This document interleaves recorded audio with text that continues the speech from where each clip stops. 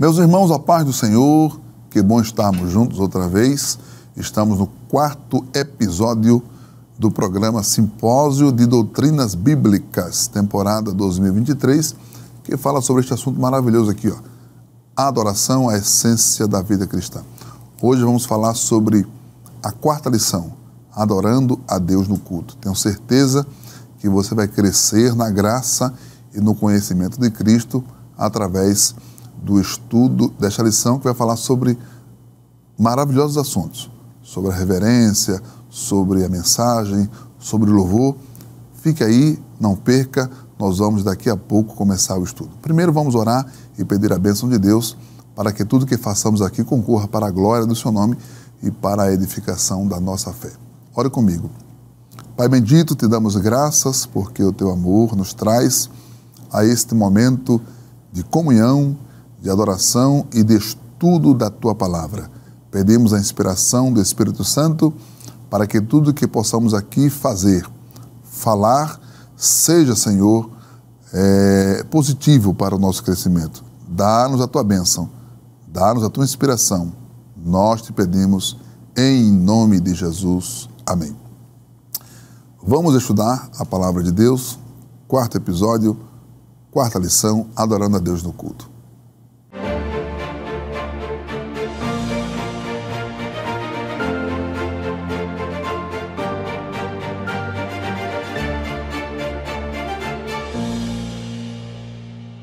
Muito bem, meus irmãos, estamos aqui para estudar a 4ª lição do nosso Simpósio de Doutrinas Bíblicas, temporada 2023. Nós vamos estudar uma lição importantíssima que tem como tema Adorando a Deus no culto. Lição importante, relevante, não somente para esses dias de simpósio, mas para acompanhar você durante toda a sua caminhada espiritual.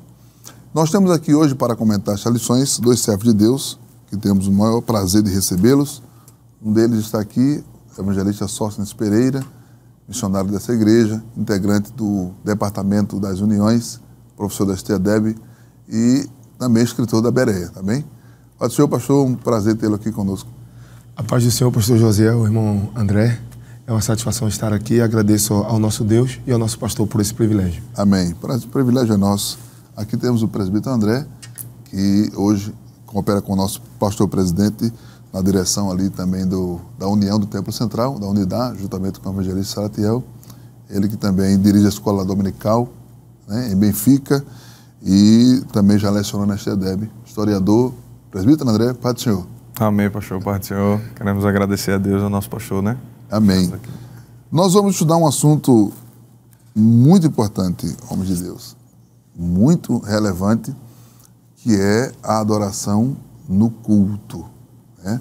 É um aspecto da adoração muito importante que nós vamos abordar. Eu queria começar, já aproveitando aqui a presença dos senhores, perguntando ao pastor Sóstenes, o que é culto? Vamos definir o que é culto e depois vamos aplicá-lo à nossa vida de adoração. Mas, pastor Sóstenes, culto, por favor, defina culto.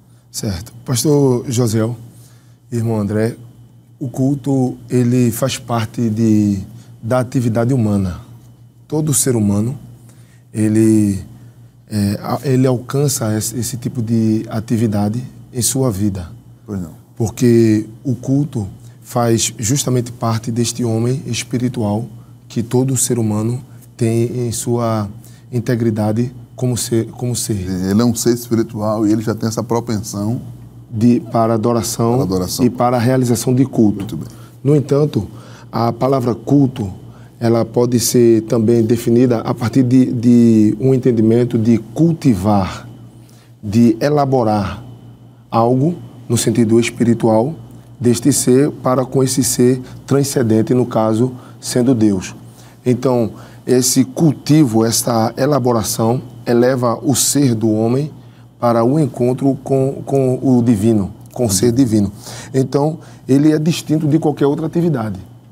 Embora, às vezes, estejamos em um grupo, numa roda de amigos, ou então vendo algum tipo de realização de esporte ou de alguma encenação teatral, o culto é diferente de qualquer outra dessas atividades. Pois não. Ainda que estejamos vendo uma música ou vendo um instrumento sendo tocado ou mesmo tocando, a atividade de culto ela é diferente, porque essa elevação que se dá na alma do homem para o encontro com o divino faz com que este homem ele perceba a revelação de Deus e aí ele traga a resposta a esta revelação.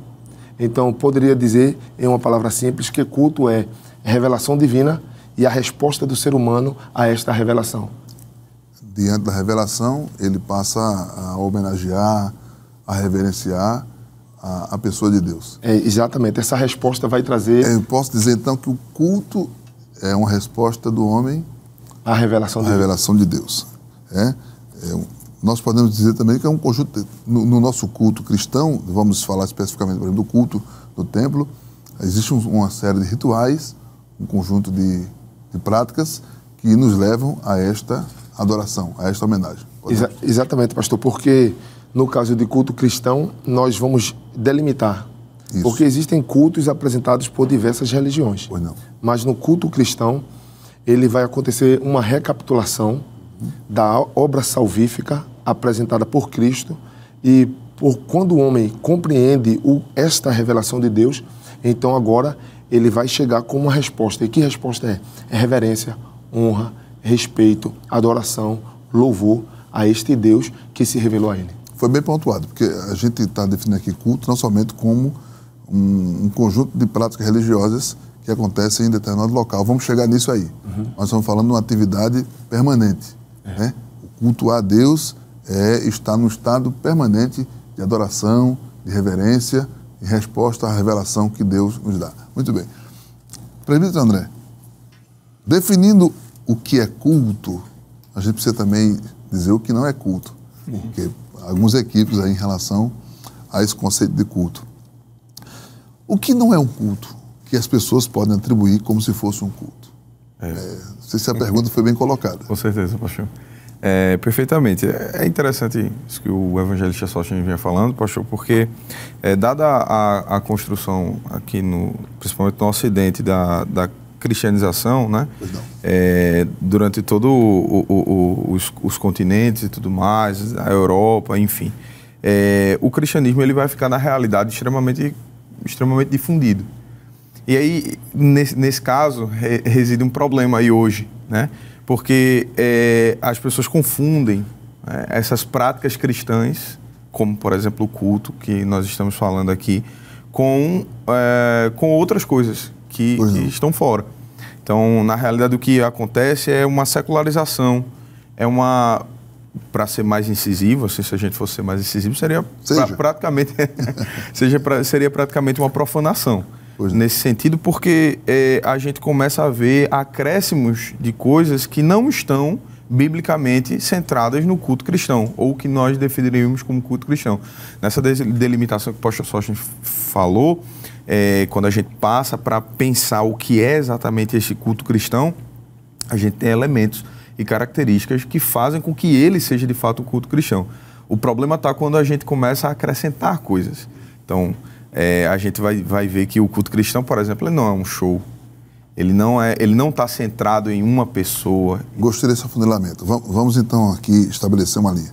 Vamos falar de culto como a maioria de nós entendemos culto. Vamos falar do encontro de pessoas em um determinado local, em um templo, em um local. Vamos falar de culto como esse encontro de cristãos para adorar a Deus. Perfeito. Este culto que o irmão está falando, que o prefeito está falando, é que não pode ser confundido com um espetáculo. Espetáculo não é culto, não é espetáculo. Exatamente, pastor. Não é espetáculo, não é apresentação. Não é show. Não é show. Não é encontro social. Não é clube. Você paga uma entrada e vai lá e senta e assiste qualquer tipo de coisa. Então, qual é o propósito de existir culto? Para que existe o culto? Para que Deus estabeleceu o culto? Qual é o propósito central, primordial? Esse propósito, pastor, ainda pode ser trabalhado. Vamos partir da definição mais uma vez, agora em uma outra colocação. O culto, sendo uma atividade do ser humano, esta atividade é a atividade mais relevante, é a atividade mais gloriosa. Ela é sui generis, ela é diferente de qualquer outra atividade que o homem possa fazer. Ela transcende, né? Ela transcende qualquer tipo de atividade. Então, existe um propósito. Por causa dessa revelação, que Deus é quem toma a atitude de se revelar. Se revelar. Não é o homem que sai à busca de Deus, mas é Deus que provoca este encontro. Desde a primeira lição que foi estudada aqui, que foi comentada pelos pastores Walter e pastor Gerson, foi dito isso. Que a adoração, o culto, a aproximação, a resposta de Deus ao homem. É Deus que sai em busca do homem e, alcançado por Deus, esse homem então passa a cultuá-lo. Exatamente. Então, esta revelação faz com que o homem agora, essa revelação provoca uma reação desse homem. E essa provocação é uma resposta. Me permita aqui ler um texto, pastor. Faça isso. No livro do Êxodo, capítulo de número 34, capítulo 30, e o verso de número 34. Eu gostaria de mostrar algo aqui que entendo como sendo importante. Pois não.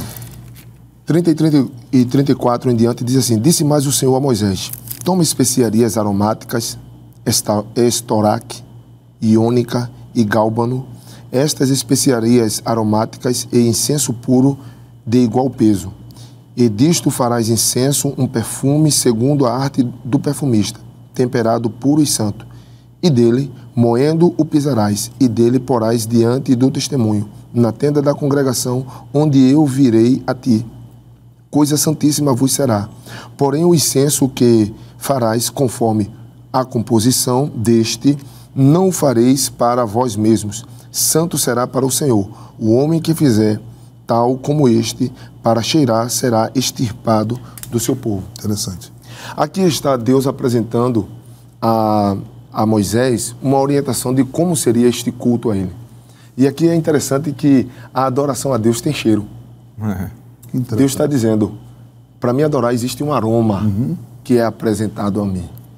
E é interessante que Deus vai dizer aqui, vai fazer conforme a arte do perfumista, porém será santo.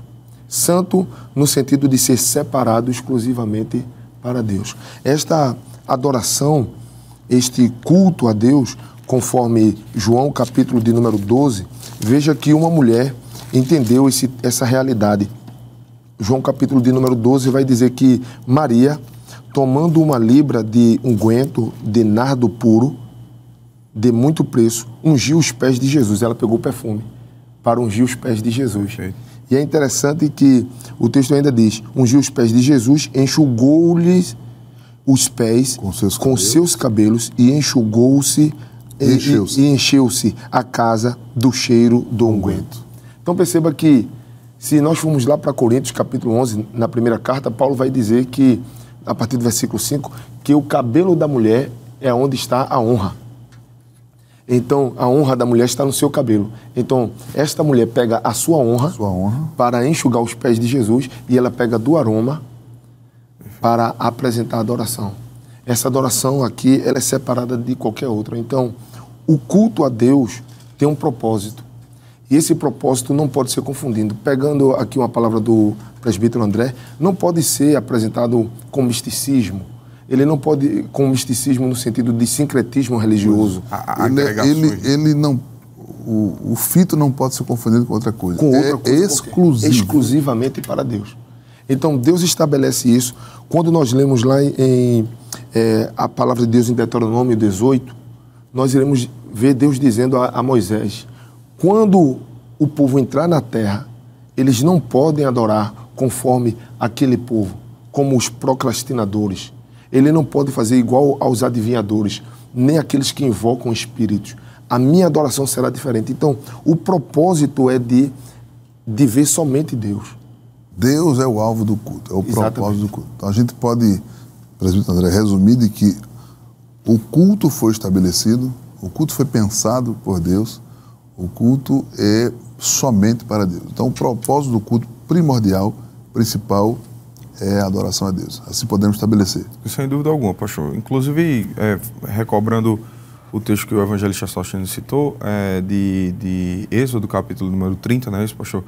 A gente vê que Deus estabelece, de fato, especificidades sobre a forma como fazer o perfume.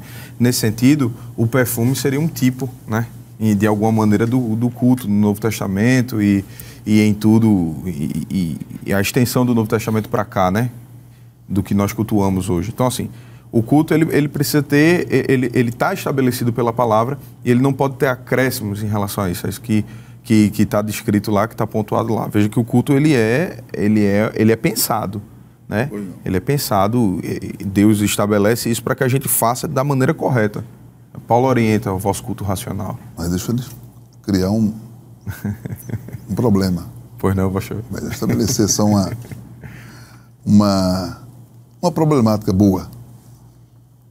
Deus estabeleceu o culto, Deus regula o culto. Mas para que Deus estabeleceu o culto? Para autossatisfação? Qual era o objetivo de Deus ao estabelecer o culto? Como eu disse, é uma certa satisfação pessoal, ele quer ser adorado, ele exige, ele impõe. Qual o fito do culto? Por que Deus estabeleceu o culto? Será que é em benefício dele mesmo ou em benefício da gente? Numa perspectiva, pastor, antropológica da questão, ou seja, trazendo uma resposta a partir do homem para Deus, a gente vai dizer que Deus está interessado em ser glorificado. Porque isto é inerente ao ser humano, numa visão limitada.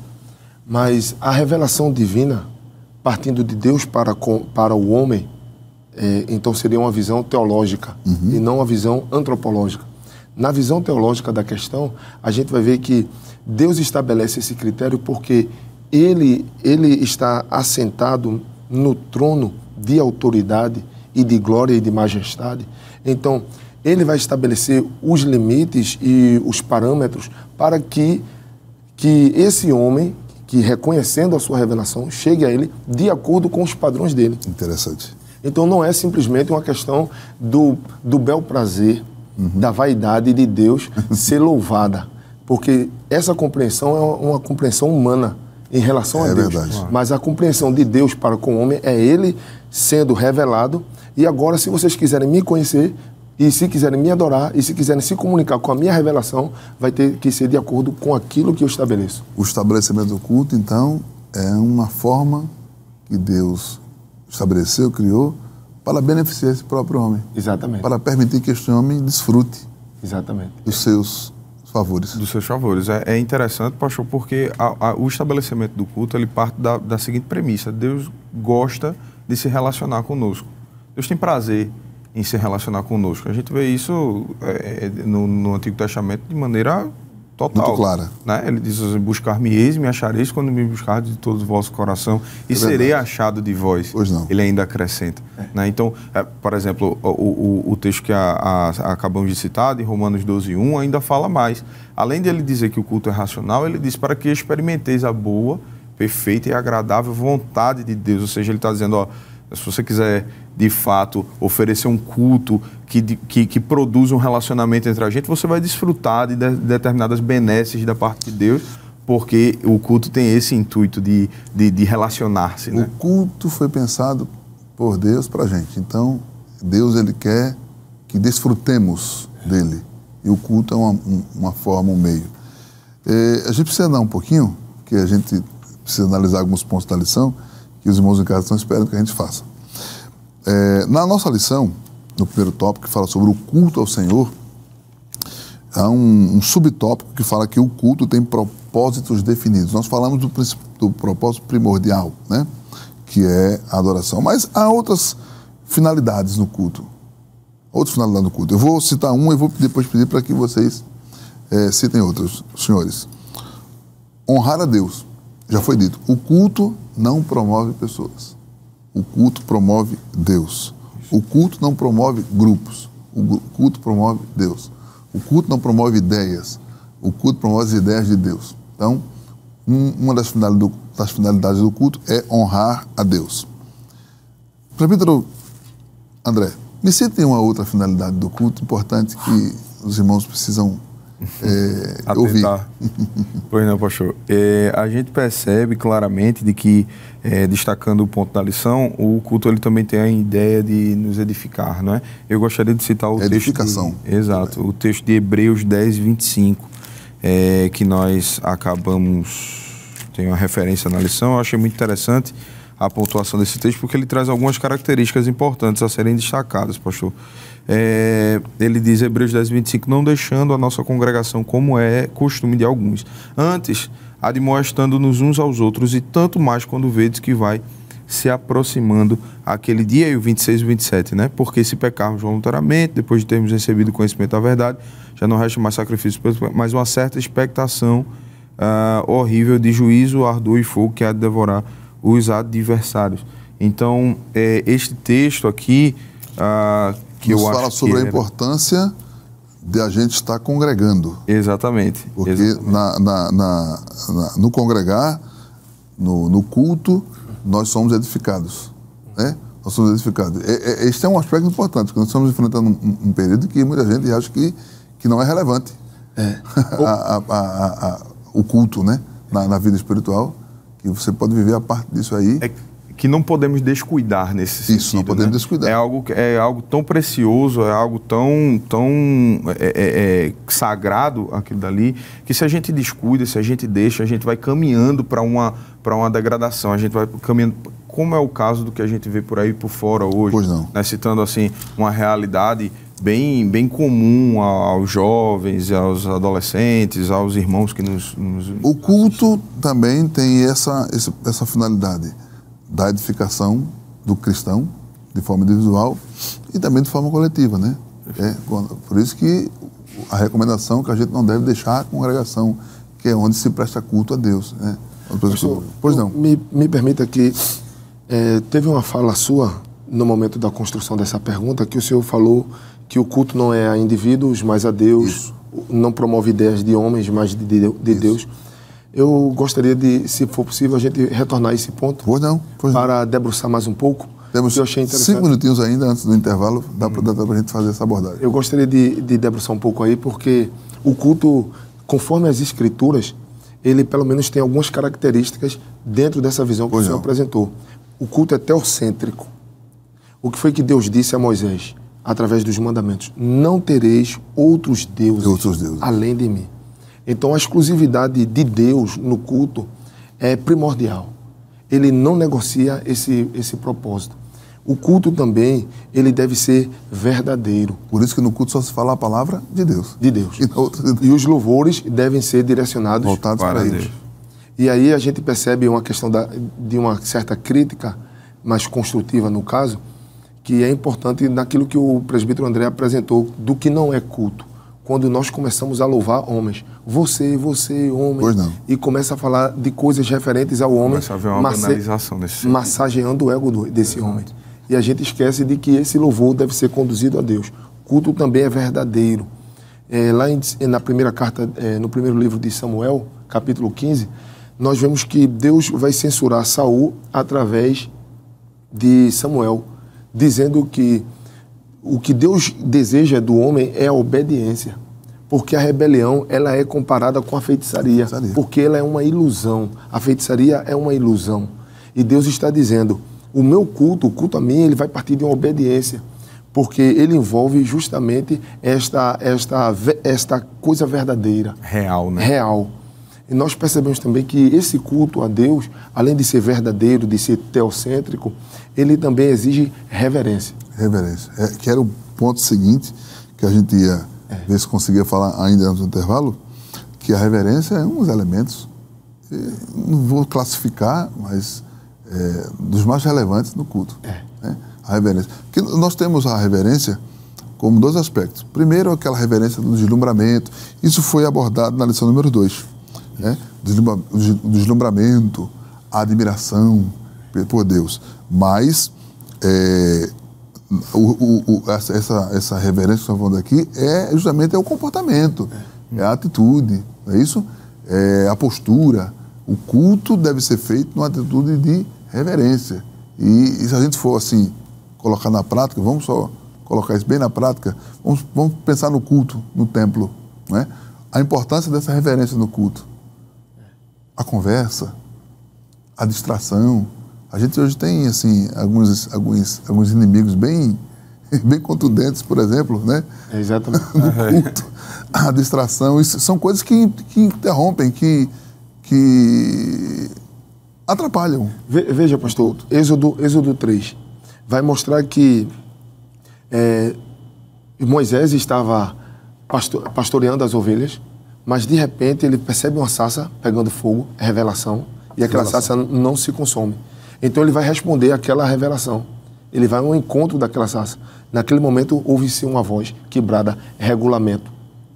Tira a sandália dos teus pés, estabelecendo a ordem do culto, porque o lugar que tu estás é santo. Quer dizer, outras atividades para ti até agora foram normais, mas esta atividade é exclusiva, ela é separada. E aí pessoas começam trazendo uma aplicação do que o senhor está dizendo. Às vezes a gente quer trazer o comum de outras reuniões para dentro do culto, que não pode. Que não pode. A gente precisa caminhar para o intervalo, mas, repito, André, essa consciência devemos ter, como disse o pastor Sócio, porque o culto é um serviço espiritual. Isso é um tema que vai ser abordado na lição. O culto é um serviço espiritual. É espiritual porque é para Deus e é realizado por verdadeiros adoradores. Exato. Que são requisitos para o culto ser aceito por Deus. É que aquele que oferece seja um adorador verdadeiro, convertido, consciente, limpo, regido pelos mandamentos da palavra de Deus. Só para a gente concluir esse primeiro bloco, o culto ele deve ser feito com esta reverência, com este cuidado, com este temor, porque ele é um serviço espiritual. Perfeitamente, pastor. É um serviço espiritual e é Deus quem estipula, santifica o lugar, purifica, né? Ele traz, coloca a separação, né? Nesse sentido de... Santifica o local, santifica o ofertante. É por isso que a gente, quando vai fazer um culto, por exemplo, ao ar livre, a gente diz assim: este lugar foi transformado num ambiente de adoração, porque ali naquele momento Deus santifica para o culto. A gente vai continuar, mas precisamos fazer um pequeno intervalo. Daqui a pouco a gente volta com a análise da 4ª lição, adorando a Deus no culto.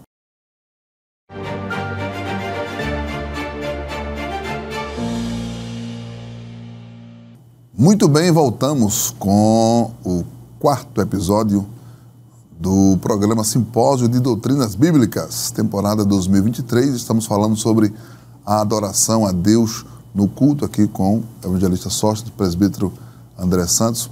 Um assunto maravilhoso, interessante. Concluímos o primeiro bloco falando sobre a importância da reverência, né, no culto, não somente no culto no templo, mas no dia a dia, né? Que a gente não cultua a Deus apenas no templo, já foi dito, nós cultuamos a Deus em todos os momentos da nossa vida. Aqui estamos num culto, né? Aqui estamos cultuando.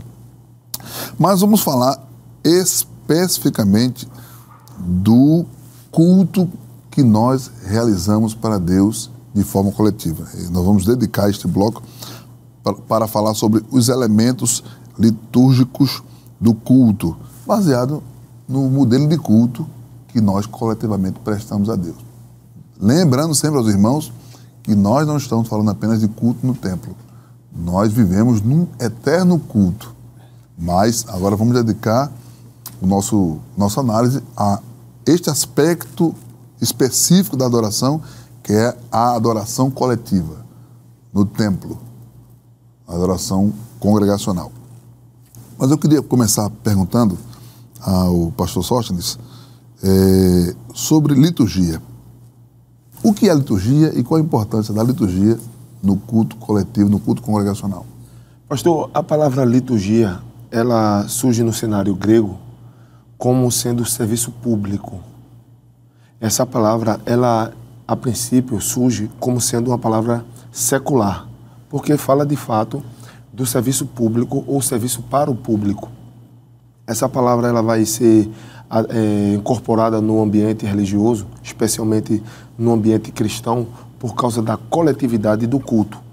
Então, a coletividade, quando nós adoramos em grupo, então, um grupo de pessoas que estão para adorar o Senhor, eles vão prestar um serviço, Porque até mesmo, eu não sei na língua hispana, mas na língua inglesa, a palavra culto, ela que é popularmente conhecida como service, que é justamente o serviço a Deus. Serviço. Então, alguns irmãos devem se lembrar que antigamente se usava muito a palavra trabalho. Vamos ao trabalho do Senhor. Isso.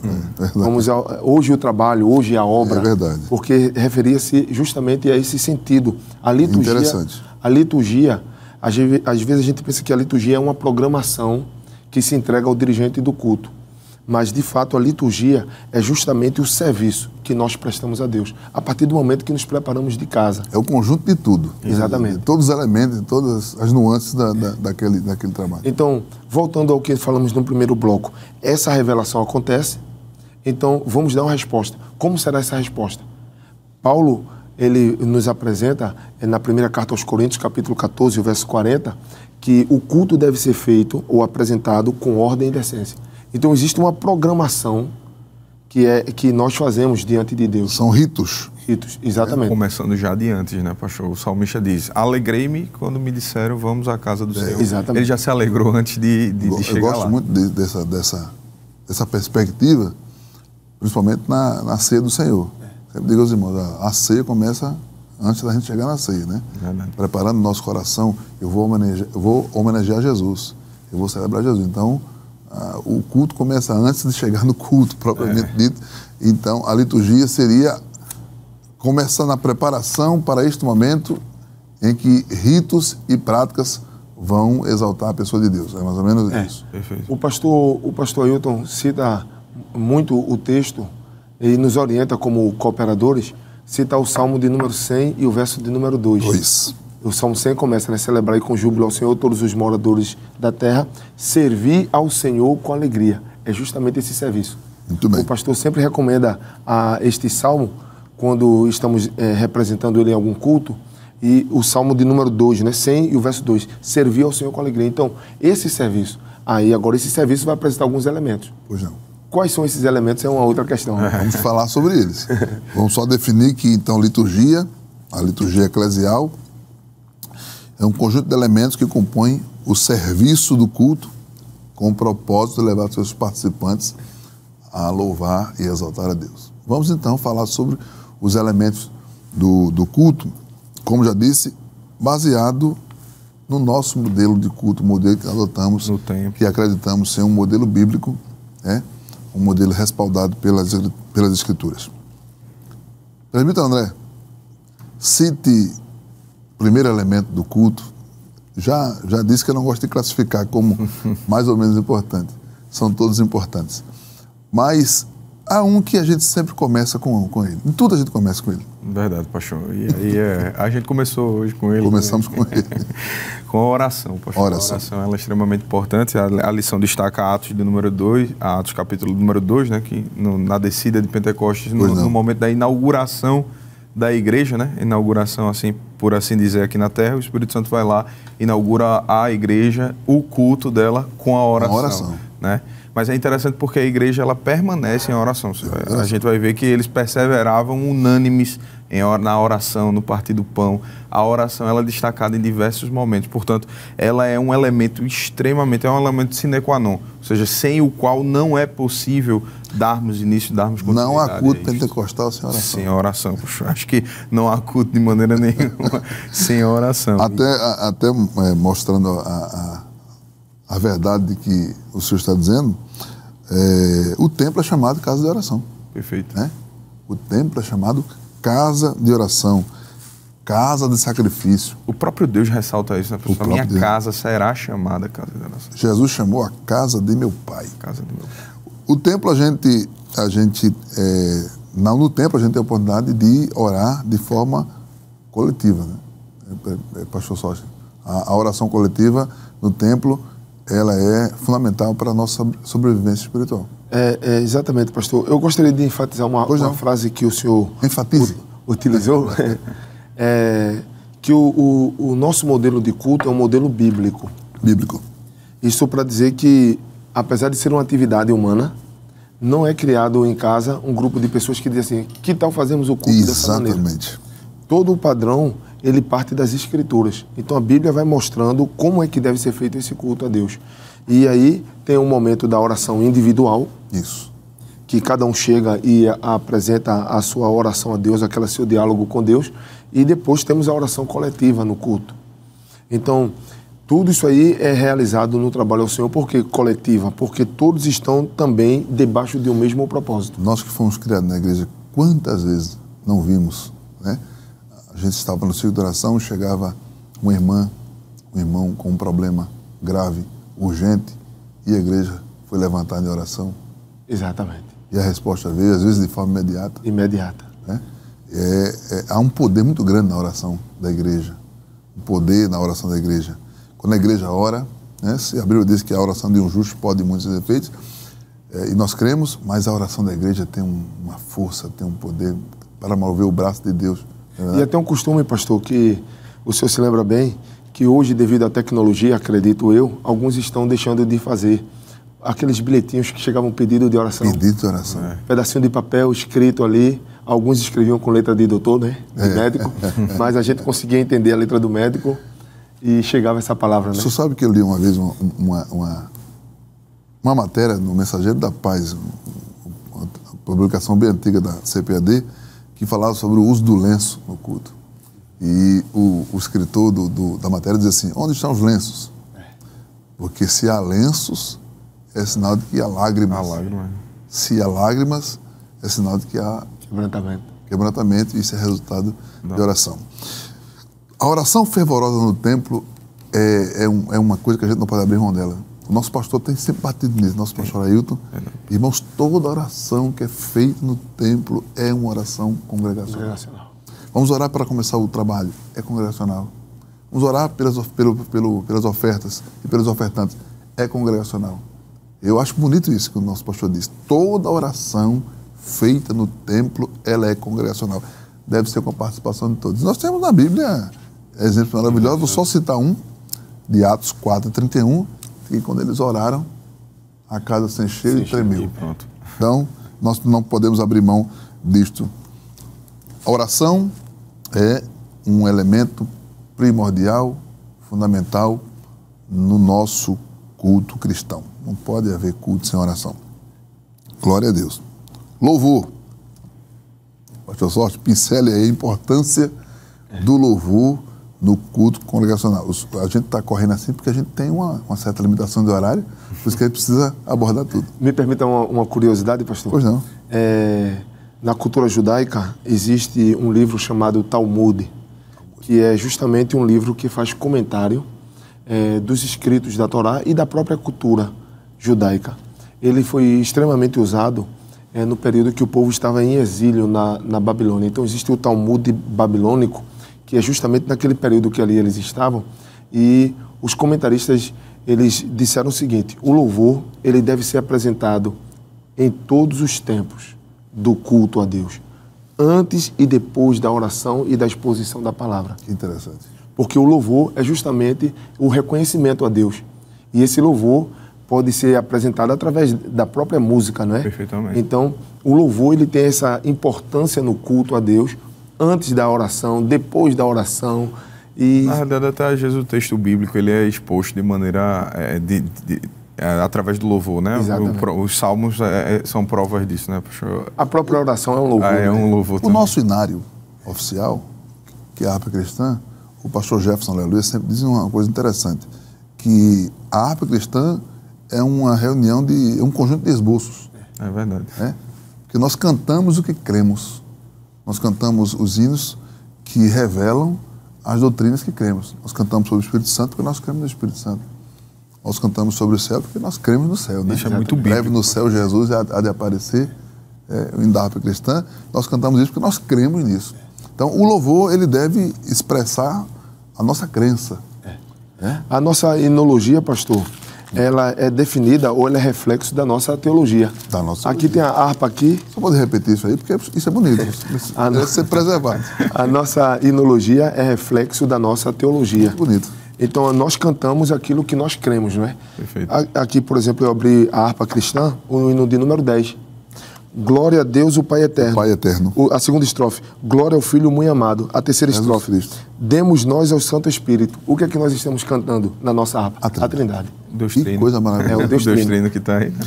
Exatamente. E muitos dos nossos pastores dizem, um deles é o pastor Luiz Mário, nosso primeiro secretário, que sempre disse que a voz da igreja é linda, né? O órgão de louvor mais bonito da igreja é a própria igreja. A própria igreja. Cantando, seja um corinho, seja o hino da harpa cristã. A gente só precisa, como já foi dito aqui a princípio, ter um certo cuidado, porque a gente não pode deixar de cantar para Deus, né? É verdade. Tem que centrar nosso louvor em Deus, porque o culto é para Deus, o louvor tem que ser para Deus, não pode ser muito centrado, né? A gente está enfrentando isso. O hino de número 5, né? Da harpa. Espírito, alma e corpo. É a tricotomia. A tricotomia. Oferto a ti, Senhor. Quer dizer, a Deus, não é? Tem um objetivo, né? Tem um ponto, né? Paulo foi muito incisivo em relação a isso, pastor.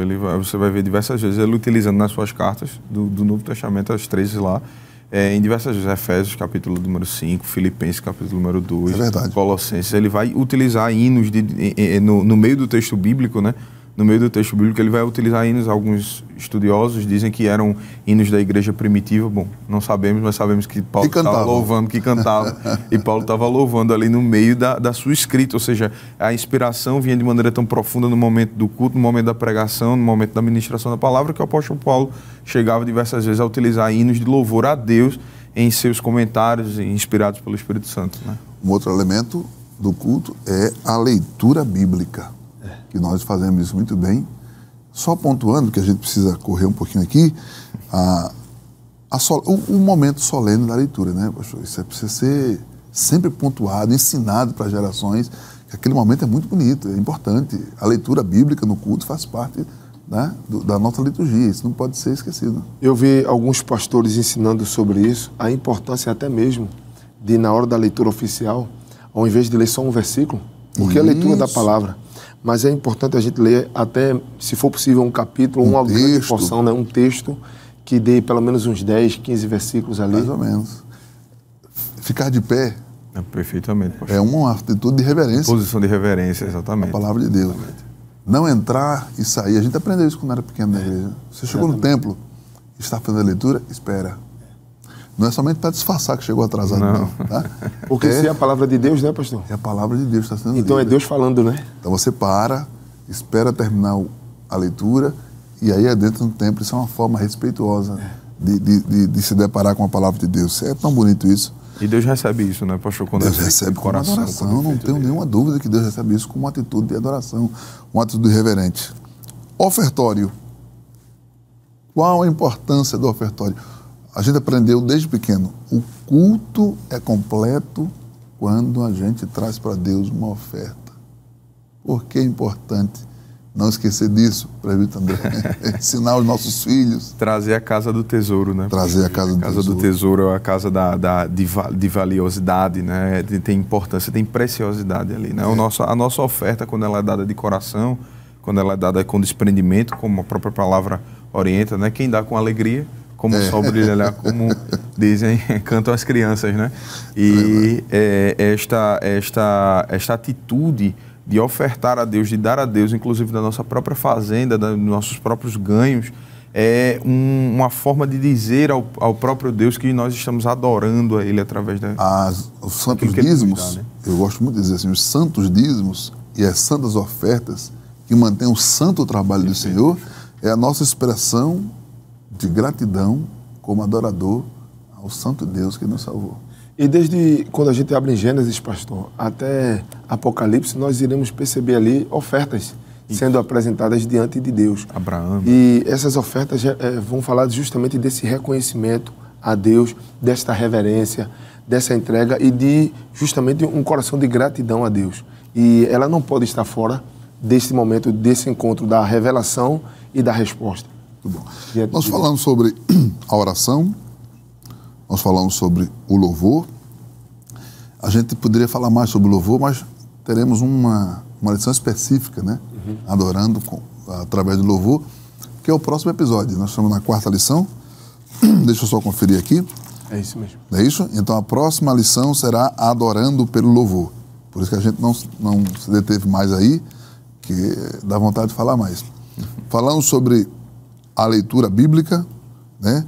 Que é o momento solene quando todos reverenciam a palavra de Deus. Falamos sobre o ofertório e dissemos aqui que a oferta, ela é imprescindível a quem vem cultuar, é uma expressão de gratidão. A gente poderia falar muito mais coisas, mas vamos só fazer aqui uma síntese. Nós cultuamos a Deus através das nossas ofertas e dízimos, porque com elas a gente mantém o trabalho de Deus. O senhor foi missionário. Exatamente. Não é isso? E eu também tive o privilégio de cooperar como missionário dessa igreja. As ofertas e os santos dízimos nos deram a possibilidade de estar pregando o evangelho em outros países. E até hoje mesmo, né, pastor? A programação da Rede Brasil... A Rede Nós Brasil, estamos aqui, né? isso aqui é fruto desse investimento, desse reconhecimento. dessa manifestação de gratidão, né? Os projetos sociais que a igreja mantém. O fito principal é reconhecer que Deus nos dá tudo e que tudo que temos provém das mãos de Deus. Se nós damos é porque primeiro Ele nos dá, né? Então a gente vai ao culto e leva para Deus uma oferta de gratidão, porque a gente quer adorar a Deus através disso. E me permita a ousadia, pastor. Seja ousado. A falta de percepção desta revelação. Uhum. Ora, se Deus está mostrando que Ele é o cuidador, que Ele é o provedor, que Ele é o mantenedor, Ele está revelando isso. E eu não consigo perceber esta visão, porque se eu percebo essa visão, então eu vou agora responder... Esta visão divina. E essa visão divina. O senhor lembra que aqui na Rede Brasil, a gente estava no culto naquele período da pandemia, em que o senhor me contou que um irmão, ele... Aceitou Jesus. Aceitou Jesus? Ele aceitou a Jesus. Foi interessante isso, que eu abri a Bíblia em Coríntios e mostrei que as pessoas deveriam trazer a oferta voluntária de coração aberto para Deus. E quando eu li esse texto, o rapaz lá mandou a informação. Eu duvidava da oferta, pensava que os pastores queriam ganhar dinheiro em cima da fraqueza das pessoas. Mais ou menos isso. Mas quando foi lido o texto, eu entendi que Deus deseja que entreguemos as nossas ofertas ao Senhor. E ali ele aceitou Jesus como Salvador. Testemunho maravilhoso. Eu nunca mais esqueci desse... No culto no lar, no período da pandemia. No período da pandemia, né? Isso prova de que o culto, como já foi dito, é espiritual. Não é uma, como o senhor disse, não é uma criação da mente humana. Né?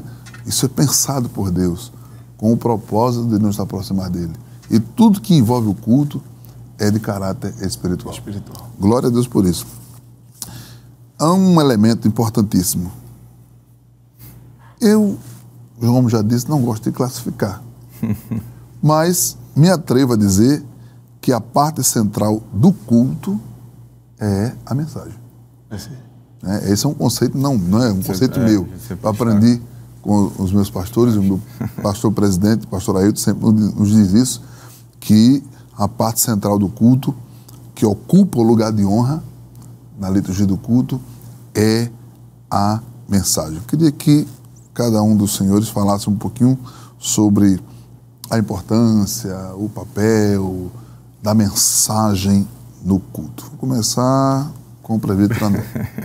Pastor, só para ressaltar isso que o senhor vem falando, eu vou utilizar a ideia que o pastor Sócio nos apresentou, muito bem apresentada, não é? Da questão da nossa sinologia refletir a nossa teologia. Existe um hino da harpa que diz: tema do bom pregador, o Calvário. Né? Gosto muito então, assim. É a mensagem, não é? É a mensagem ela precisa ser cristocêntrica, ela precisa ser bíblica e ela precisa ser uma prioridade nesse sentido, justamente por ser cristocêntrica e por ser bíblica. Né? Nesse intuito, quando ela é pregada, quando ela é lançada, quando ela é falada, não é? Ela atinge o coração do pecador, ela atinge o coração de quem necessita, ela fala conosco. Então, a mensagem, ela tem esse intuito, ela precisa convergir para a adoração e ela provém da adoração também, a mensagem, né? Ela transita desses dois meandros, né? Elas são as verdades de Deus, né? Ela é a verdade de Deus sendo transmitida, trazendo edificação, conversão, advertência, consolo para a gente. Pastor Sócio. Tem um texto em Atos, no capítulo 13, que Lucas registra o verso de número 15, que diz assim: E depois da lição da lei e dos profetas, lhes mandaram dizer os principais da sinagoga, dizer a Paulo e os seus companheiros: Varões e irmãos, se tendes alguma palavra de consolação para o povo, falai. Alguns estudiosos costumam dizer que a sinagoga também era chamada de casa de instrução. Então, se o judeu queria ter instrução, sabedoria para a vida, conhecimento de Deus, etc., deveria estar na sinagoga. Então, a mensagem, ela tem uma parte essencial nas escrituras e também no nosso culto a Deus, porque justamente é um momento de instrução, de nós conhecermos a Deus, de nos conhecermos a nós mesmos e de sabermos como lidar com as pessoas ao nosso redor. E a Bíblia vai mostrar isso. Eu li esse texto porque a palavra de consolação que eles estavam pedindo ali não era saber se ia ter um emprego, se ia ter saúde. Não, a palavra de consolação é o consolo para a alma. E esse consolo não é encontrado, com todo respeito às outras instituições, como faculdade e outros ambientes onde tem auditório de palestras, mas o maior consolo para a alma do homem é encontrado na palavra de Deus. Consolai-vos uns aos outros com essas palavras, disse o apóstolo Paulo, até no momento que os irmãos estavam enfrentando a morte. Exatamente. Mas ele falou da esperança, da vida eterna, da ressurreição e disse: consolai-vos uns aos outros com essas palavras. Que palavras? As palavras de Deus. Exatamente. E quando a gente vai ao culto, nós vamos ouvir a palavra de Deus. Eu quero dizer duas coisas para os irmãos. Uma é muito boa e a outra um pouquinho triste. A muito boa é que este assunto vai continuar sendo estudado no Simpósio de Doutrinas Bíblicas, nas congregações. Você que está em casa, estamos sempre lembrando que esta temporada 2023 do programa Simpósio de Doutrinas Bíblicas não substitui a sua ida ao culto, ela estimula você ao culto. Aqui foram apenas algumas pinceladas. Então esta é a boa notícia. O assunto continuará sendo estudado nas congregações. A outra um pouquinho mais triste é que a gente precisa concluir o culto aqui, o estudo aqui, o episódio aqui, porque nós chegamos ao final deste episódio. Queria só pedir a cada um dos meus irmãos que trouxesse suas considerações finais, sua palavra de gratidão e estímulo para os irmãos participarem do simpósio. Presbítero André? Pois não, pastor, queremos agradecer a Deus, ao nosso pastor, a oportunidade e estimular os irmãos, dizer que assim como estivemos aqui cultuando ao Senhor, né, e aprendendo da palavra dele, com certeza no templo, no culto lá, Deus se manifestará e falará grandes coisas. Então, vamos lá, vamos. E lá vai ter mais gente, viu? Vai ter mais gente, pastor. Pastor Sócrates. Amém. Eu quero agradecer, pastor, por esse momento aqui, que Deus tem nos concedido ao nosso amado pastor. E sempre um prazer, né, estar cooperando na obra. E esperamos encontrar os irmãos no Simpósio de Doutrina. Amém. Aproveitar a sua presença aqui, pedir para que o senhor ore e agradeça a Deus por esse momento de devoção e estudo da palavra de Deus. Sim, Senhor. Querido Pai, querido Deus, nós louvamos o Teu nome pelo privilégio de refletir na Tua palavra, Senhor. Que possamos aplicar, Senhor. Que possamos compreender a Tua vontade, Senhor. Continua com as Tuas mãos estendidas sobre o anjo da igreja, o nosso amado pastor, sobre todo o santo ministério, Senhor, sobre cada um dos Teus filhos, que estas lições possam servir de bênção para os Teus filhos. Assim nós oramos e Te agradecemos pela Tua fidelidade, hoje e sempre. Amém. Amém. Em nome da nossa igreja, Igreja Evangélica Assembleia de Deus, em Pernambuco, em nome do nosso pastor presidente, pastor Ailton José Alves, agradecemos a você, seu carinho, sua audiência, gratidão aqui ao evangelista Sóstenes, presbítero André, e continue estudando a palavra de Deus. Ainda teremos mais episódios do Simpósio de Doutrinas Bíblicas, temporada 2023. Deus te abençoe, a paz do Senhor, que a graça do Senhor Jesus, o amor de Deus e a comunhão do Espírito Santo seja sobre ti e tua família, hoje e para todos sempre. Amém.